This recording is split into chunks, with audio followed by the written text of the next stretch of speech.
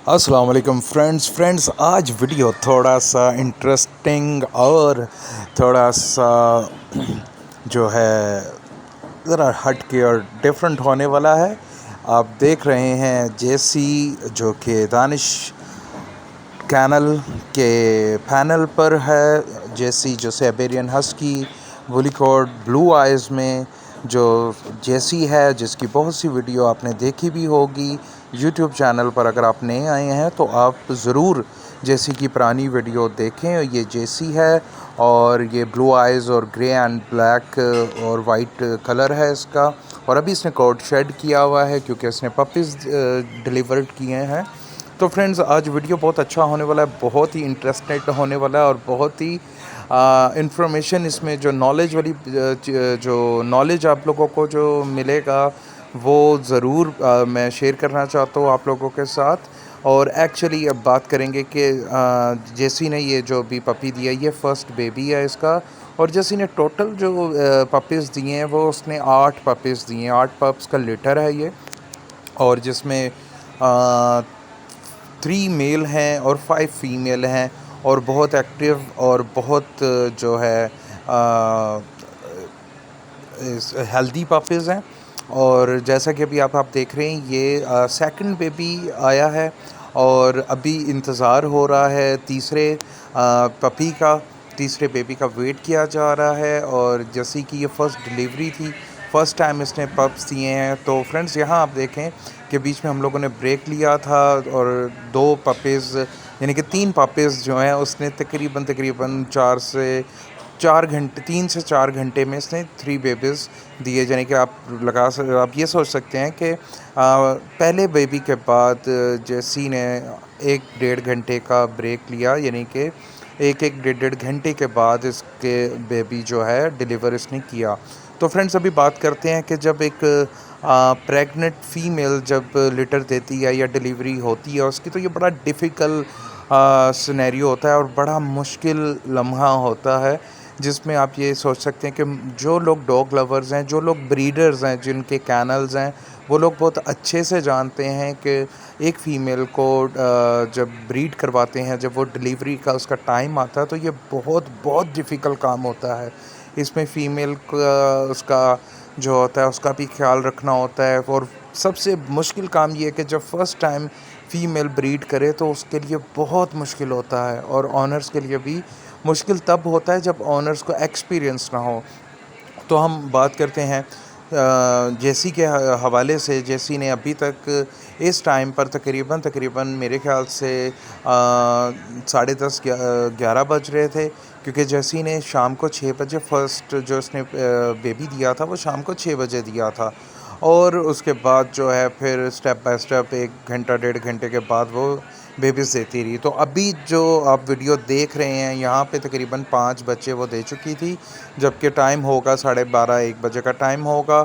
और हम लोग वेट कर रहे थे, इंतज़ार कर रहे थे, क्योंकि हम लोगों ने अल्ट्रासाउंड और एक्सरा वगैरह पहले से ही करवा कर रखा था और इसका मेडिकली भी चल रहा था। और हम लोगों ने डॉक्टर्स के मुताबिक हर चीज़ को ख्याल रखा और इसको अल्ट्रासाउंड, इसके एक्स्ट्रा, इसका मेडिकली जितना भी हम लोग इसको मेडिकल के पॉइंट ऑफ से इसकी केयर कर सकते थे हमने की। और हमें मालूम था कि इसके 8 पप्स थे और इसलिए हम लोगों ने वेट किया, इंतज़ार किया। और 5 पपीज़ के बाद इसने बहुत ज़्यादा इसने वेट किया, तकरीबन 3 से 4 घंटे इसने वेट किया। और फिर उसके बाद इसने जो है जेसी ने जो दिया तकरीबन 6वां पपी दिया था। अच्छा फ्रेंड्स, इसमें एक बात मैं बताऊँ कि पपीज़ जब मदर के यानी कि जब वो डिलीवर कर रही होती है तो कोई भी पपीज़ जो होता है ना इक्वल साइज़ नहीं होता, बहुत कम होता है कि इक्वल साइज़ में पपीज़ हों। तो इसमें इसके जो 5 पपीज़ जब आए हैं तो वो तकरीबन ऑलमोस्ट एक ही साइज़ के थे। और जो 6वां पपी था वो थोड़ा-सा स्लिम था, यानी कि थोड़ा-सा वीक था। तो इसके 3 पपीज़ जो हुए वो तीनों ही वीक थे और तीनों का एक ही साइज़ था। तो उसके बाद आहिस्ता-आहिस्ता फीडिंग के बाद जो है वो पपीज़ भी ठीक हो गए। और जो सबसे थोड़ा-सा डिफ़िकल्ट, अब बात करते हैं टेक्निकल पॉइंट ऑफ से, थोड़ा-सा मेडिकली पॉइंट ऑफ से, होता ये है कि जब फ़ीमेल डिलीवर कर रही हो तो आपको सबसे पहले जो ख्याल रखना है, इस चीज़ का ख्याल रखना है कि आप जिस जगह पे फ़ीमेल ने डिलीवर करना है, डिलीवरी के टाइम पे आपके कमरे का टेम्परेचर क्या है, उस जगह का टेम्परेचर क्या है। तो फ्रेंड्स याद रखें, टेम्परेचर ठंडा नहीं होना चाहिए, ठीक है, और टेम्परेचर जो है बिल्कुल नॉर्मल होना चाहिए, क्योंकि पपीज़ जब फ़ीमेल जब पपी को डिलीवर करती है, तो आप यकीन माने कि वो पपीज़ जब बाहर आता है मदर के पेट से, तो वो बहुत जो होता है वो गर्म होता है, और उसका जो इम्यून सिस्टम, उसका बॉडी टेम्परेचर जो पपी का होता है ना, वो बहुत गर्म होता है। अगर आपके कमरे का टेम्परेचर ठंडा है, तो आप इस बात का ख्याल रखें कि पपी थोड़ा, जो बेबी है, जो डॉग का बेबी होता है, वो उसके लिए थोड़ा सा सर्वाइव करना उसके लिए मुश्किल हो जाता है, वो एक्सपायर होने का भी ख़तरा होता है। तो इसलिए आपने रूम का जो टेम्परेचर है वो बिल्कुल जो है ना ठंडा हो ना गर्म हो, नॉर्मल टेम्परेचर रखें। अगर गर्म, अभी ये जो जैसी ने पपीज़ दिए हैं, तो ये आप देख लें कि अगस्त के महीने में इसने दिए हैं पपीज़, और लाहौर पंजाब के अंदर बहुत गर्मी थी, और जिसकी वजह से हम लोगों ने सिर्फ पंखा चलाया हुआ था, और वो भी स्लो पंखा चलाया हुआ था। तो जैसा कि जैसी ने जो डिलीवर किया, उसने शाम को 6 बजे स्टार्ट किया था, और उसके बाद जो है इसने तकरीबन सुबह के 6 बजे तक ये डिलीवर करती थी, तकरीबन 12 घंटे में इसने 8 पपीज़ दिए, जबकि उसके 8 पपीज़ ही इसने डिलीवर करने थे। और पपीज़ बहुत एक्टिव हैं, बहुत हेल्दी हैं। और जहाँ तक बात की जाए कलर की, तो इसका जो पपीज़ के जो फादर हैं वो black and white woolly code हैं और ब्लू आइज़ हैं। और अब इसमें से जो कलर है, यानी कि जो जेसी का कलर है, वो ग्रे एंड वाइट है, और ब्लैक भी है। उसमें 3 टोन कलर जेसी का है, और उसका जो फादर है वो 2 टोन में है, ब्लैक एंड वाइट। तो अभी इसमें से कुछ पपीज़ जो हैं वो ब्लैक एंड वाइट होंगे, और कुछ जेसी की तरह होंगे। और जो जेसी जो है इनकी मदर है फ़ीमेल, और जो इनका फादर है वो सिम्बा ब्लैक एंड वाइट है, ब्लू आइज़ में है, वुली कॉड में है। तो फ्रेंड्स, हम बात करेंगे कि जब डिलीवरी के टाइम में एक तो टेम्परेचर का ख्याल रखना चाहिए, और दूसरी बात इस चीज़ का ख्याल रखना चाहिए कि जब वो डिलीवर कर रही हो, तो आपने अपनी फ़ीमेल के साथ जो है वो बहुत लविंग और प्यार से रहना है, उसको बार बार उसको प्यार करना है, और उससे बातें करनी है, उसको बताना कि उससे जस्ट आपने इस चीज़ का एहसास दिलाना कि वो इस टाइम पे वो बिल्कुल अकेली नहीं है, उसके ऑनर उसके साथ हैं, और वो उसे बहुत अच्छा गाइड कर रहे हैं, उसको तसल्ली दे रहे हैं। तो फ्रेंड्स, आप यकीन माने, जिस तरीके से हम लोगों ने जो ब्रीड करवाया, तो बहुत बहुत मुश्किल था, और फीमेल को बार बार उसको दिलासा देना, जैसी ओके, जैसी तुम कर सकती हो, और जैसी को बार बार वो इस चीज़ का ख्याल दिलाना कि भी हाँ, तुम यानी कि मदर बन चुकी हो, तुमने फ़र्स्ट टाइम पपीज़ दिए हैं, और उसके पपीज़ को बार बार उसके फेस के आगे रखना ताकि वो उन्हें प्यार करे। और फिर उसके बाद फ्रेंड्स याद रखें, जैसे पपीज़ इस दुनिया में आता है या बेबी आता है डॉग का, तो उसे 2 से 3 मिनट में जो है वो मदर जो है, फ़ीमेल जो डॉग मदर होती है, वो उसको अपने पपीज़ को खुद से ही साफ़ करती है। ये तरीका भी आपको बताना पड़ता है, ये नहीं कि आपको अपने फ़ीमेल के पप्स को बेबी को आपने अपने हाथों में पकड़ के उसके फेस के आगे करना होता है। और सम टाइम जो फर्स्ट टाइम फीमेल्स होती हैं, उन्हें समझ नहीं आता, वो यानी कि उन्हें एक्चुअल में वो बाइट नहीं करती, वो उनकी ट्राई ये होता है कि वो उसको उसके अपने दांतों से पकड़ कर दबा कर अपनी तरफ कर ले, लेकिन आपने इस चीज़ के लिए उसको मना करना है फ्रेंड्स।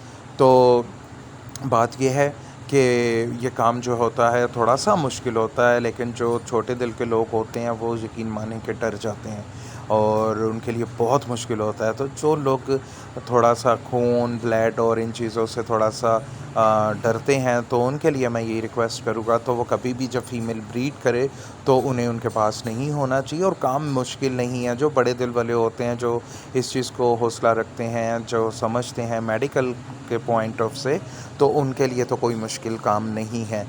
तो फ्रेंड्स, बात थी कि जैसे ही पपी आ जाए, और उसे आप अच्छे से ड्राई करें उसकी बॉडी को, और बॉडी को ड्राई करने के बाद अगर फ़ीमेल आपको लगता है कि वो बिल्कुल ईज़ी है, उसे किसी चीज़ की कोई परेशानी नहीं है, और वो अपने पपीज़ को प्यार कर रही है और उसको साफ़ कर रही है, जैसा कि आप अभी देख रहे हैं, जिस तरीके से वो अपने पपीज़ को क्लीन कर रही है, इसी तरह आपने 1 बाय 1 पपी, जैसे ही पपी आए उसको क्लीन करें, क्योंकि उस पपी के जो लिक्विड जो उसको लगा होता है, जो लिक्विड उस पपी के साथ लगा होता है, वो मदर के लिए बहुत ज़रूरी होता है, और पपी का जल्दी से साफ़ किया जाना भी बहुत ज़रूरी होता है।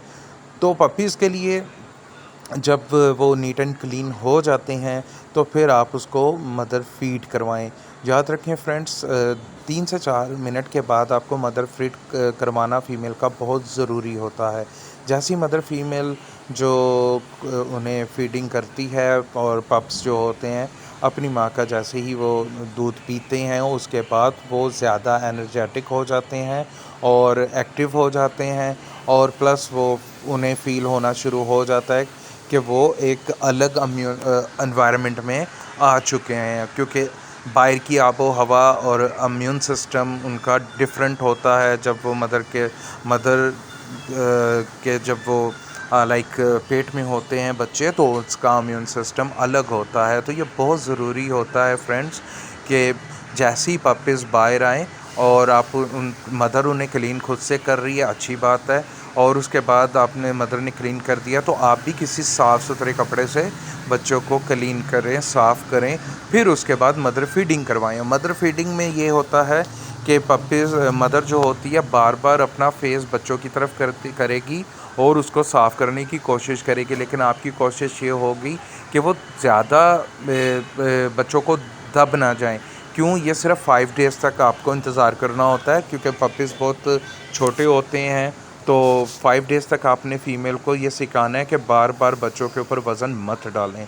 तो फ्रेंड्स, जैसे ही कि पपीज़ अवेलेबल हैं, और तकरीबन जो है आधे से ज़्यादा पपीज़ बुक हो चुके हैं। अगर आप लोग भी बुक करवाना चाहते हैं तो आप हमारे चैनल के थ्रू कांटेक्ट करें। नंबर जो है वो नीचे दिया हुआ है व्हाट्सएप का, तो आप उससे कांटेक्ट कर सकते हैं। और फ्रेंड्स, अगर आप चैनल पर नए हैं तो चैनल को सब्सक्राइब करना मत भूलें। अपना बहुत सारा ख्याल रखें। दानिश पेट्स की जब कभी भी आपको ज़रूरत हो आप पूछ सकते हैं डॉग्स के पॉइंट ऑफ से। अपना बहुत सारा ख्याल रखें। खुदा हाफिज़।